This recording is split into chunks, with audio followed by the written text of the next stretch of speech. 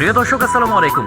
হাসিনা আর যাই করুক, দেশের জন্য অনেক কাজ করেছে বলা পাবলিক গুলার জন্য একটা তথ্য জানিয়ে দিই, একটু ভালো করে শুনবেন।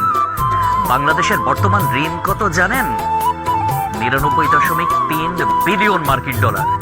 আই রিপিট, 99.3 বিলিয়ন মার্কিন ডলার। আর গত বছরে পাচার হয়েছে কত জানেন? 94 বিলিয়ন মার্কিন ডলার। হিসাব করে দেখলাম, তিনি যেই টাকা পাচার করেছেন সেই টাকা দিয়ে মাত্র 697টা মেট্রো রেল, 397টা স্যাটেলাইট আর 36টা পদ্মা সেতু বানানো যেত। একটা 1000 টাকার নোটের ডাইমেনশন কি, সেটা নিয়ে না হয় অন্য এক সময় আলাপ করা যাবে। ধরুন 11 লক্ষ কোটি টাকা 1000 টাকার নোট দিয়ে একটার উপর একটা রাখলে এর উচ্চতা কত হবে জানেন? 750.5 কিলোমিটার। বাংলাদেশের সর্বোচ্চ উচ্চতার পাহাড়ের উচ্চতা কত? 1063 মিটার। এক লেয়ারে সাজালে এই টাকা জায়গা করে নেয় কত? 124.76 বর্গ কিলোমিটার। আর ঢাকার সাইজ মাত্র 306 বর্গ কিলোমিটার। চট্টগ্রাম 155 বর্গ কিলোমিটার।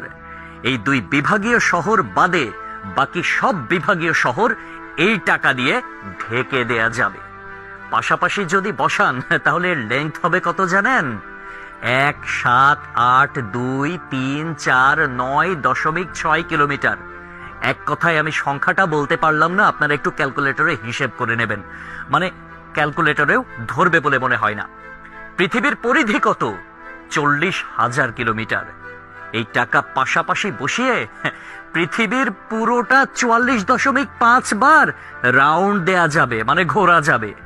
কেউ যদি হাসিনার উন্নতির হিসাব দিতে আসে, তাহলে তাকে হাতে কলমে এই হিসাবটা বুঝিয়ে দেওয়া আপনার, আমার, আমাদের সকলের দায়িত্ব। মেট্রো রেল বন্ধ হয়ে গিয়েছে দুর্বৃত্তের হামলায়। এটা ঠিক করতে 1 বছর সময় লেগে যেতে পারে, ন্যূনতম, মানে কমপক্ষে 1 বছর সময় লাগবে এটা বলা হয়েছিল। এটা ঠিক করতে বাজেট ধরা হয়েছিল 300 কোটি টাকা।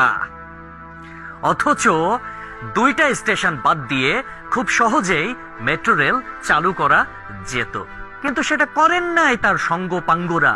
কারণ খেতে হবে, বেগম পাড়ায় টাকা পাঠাতে হবে, বেগম পাড়ায় বেগমরা গিয়ে ফুলে ফেপে উঠবে, তারা আরামসে দাস দাসী নিয়ে দিন কাটাবে। এইটার জন্য এত টাকা বরাদ্দ করা হয়েছিল।